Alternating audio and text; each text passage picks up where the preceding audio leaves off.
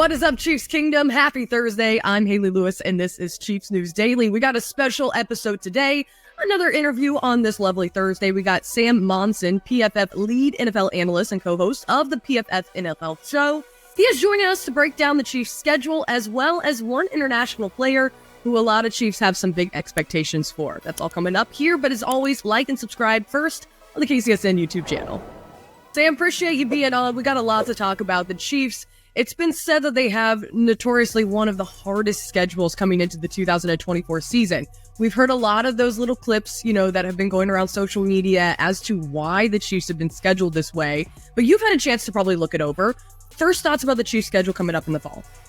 Yeah, I really don't think that that's particularly true. Obviously, they have that first play schedule. It's a tough schedule. They're facing a lot of good teams, but you look at the various different ways of slicing the NFL schedule, the Chiefs do not come out badly at all in a lot of different ways. Whether you're looking at, the kind of Vegas point or the Vegas over/under totals for every team, they're kind of middle of the pack there. They're actually below average in terms of how difficult their schedule is. But then you look at some of the other ways as well. There's, rest, the amount of rest days that they're getting. There's the travel that they're doing, the amount of mileage they're racking up, and they're not in a bad spot there either. So, given where they finished last season, the Chiefs could have had a brutal schedule. I don't think they have at all. So if you're looking at the various ways of slicing the NFL schedule, I think the Chiefs have come out reasonably well, given how it could have been.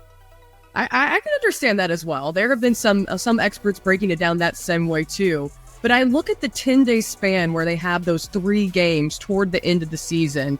And as we all know, a lot of the things that keep teams or have kept teams away from being able to pull off these accomplishments like a three-peat or things like that are injuries. And those injuries start to pile up toward the end of the season. What do you think about that 10-day span for Kansas City? How difficult is that going to be? Yeah, that's tough. And obviously it's not just Kansas City, but there's a bunch of teams this year that are getting that 3 games in 10 days thing. And this is where I think the NFL schedule is really starting to push the boundaries and where maybe people need to push back against that, because for years we have judged the NFL schedule by basically just running through, the opponent's win-loss record. And, it used to be looking at last year more than anything else and saying, this is the strength of schedule. And now it's focusing more on the year ahead, using those Vegas win totals, win projections that we're talking about. But I think you've identified really where the schedule is its most important now, is focusing on those rest days, focusing on the travel distance, the travel time.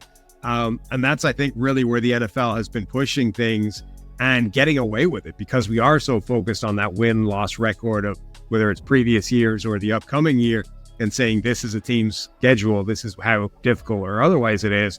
But, JJ Watt tweeted out at the schedule time, here's a list of things that NFL players look for when the schedule was released. And point number 3 or whatever it was in his bullet points was basically anything that's going to mess with the weekly routine, right? And obviously 3 games in 10 days, I mean, that's not even a weekly routine anymore. That's changing everything. So these, I think, are definitely some of the most important ways that the schedule is impacting players.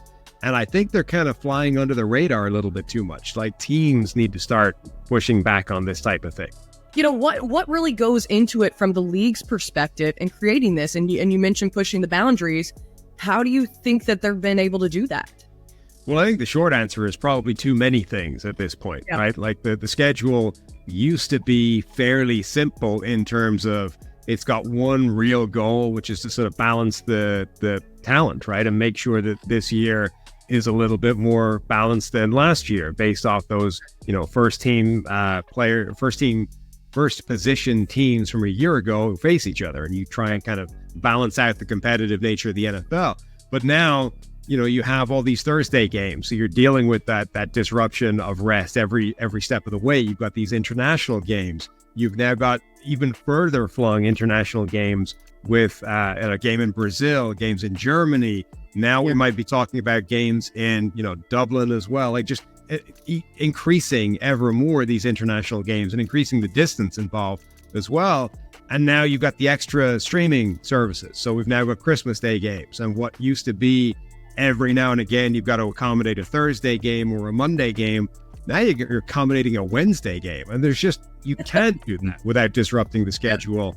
to an unfair degree. I mean, this is the bottom line here, is that the more of these things you try and keep spinning at any one time, you are going to disrupt the competitive balance of the schedule. There's just no way around that. So all of these teams that are dealing with 3 games in 10 days are clearly at a competitive disadvantage to some of these other teams. And then you start stacking all of these things on top of each other. I mean, the Jets, the start of the Jets schedule in terms of crisscrossing the country, different time zones, different locations, it's ridiculous relative to some other teams. So I think, the NFL schedule is probably being asked to do too much at this point. And somewhere along the line, the league either needs to accept that you are no longer going to get, even remotely balanced schedules. Like the season is going to be decided by the schedule more than what's happening on the field.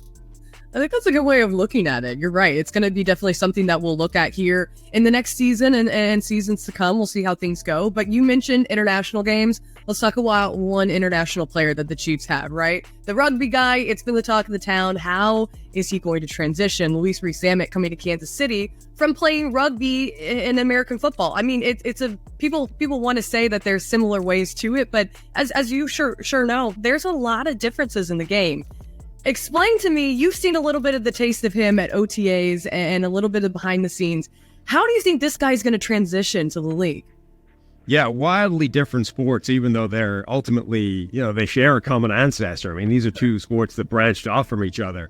I did a video actually months ago, and I was sort of talking about rugby players that could potentially make the transition to the NFL. We've seen players try it in the past, and some of them have been successful, some of them haven't. Rees-Zammit actually wasn't one of the players that I identified as a guy that could make the switch, but he's a really interesting player to do it, because generally speaking, when guys have made that transition before, they've been a lot older than Rees-Zammit has been. He's the one guy to sort of jump at the peak of his powers just when he's becoming a really, really top tier rugby player.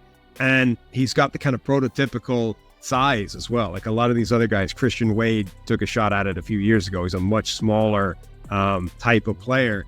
Rees-Zammit has got like prototypical NFL wide receiver size. And obviously they're giving him a shot kind of as a return man and a running back first, which I think is just the easier way of transitioning. But he's got that prototypical wide receiver size and speed.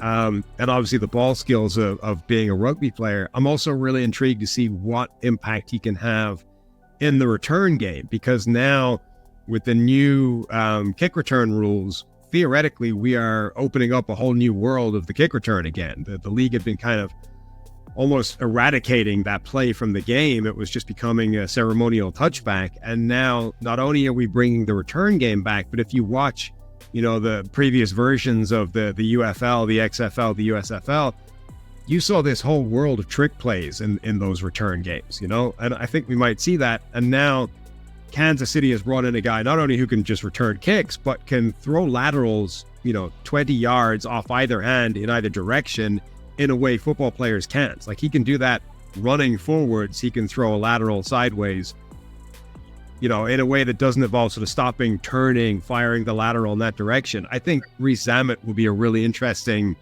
kind of trick play weapon in the return game as well. And then we'll see kind of what he can do just in terms of natural playmaking ability as maybe a running back with a sort of package of plays on offense.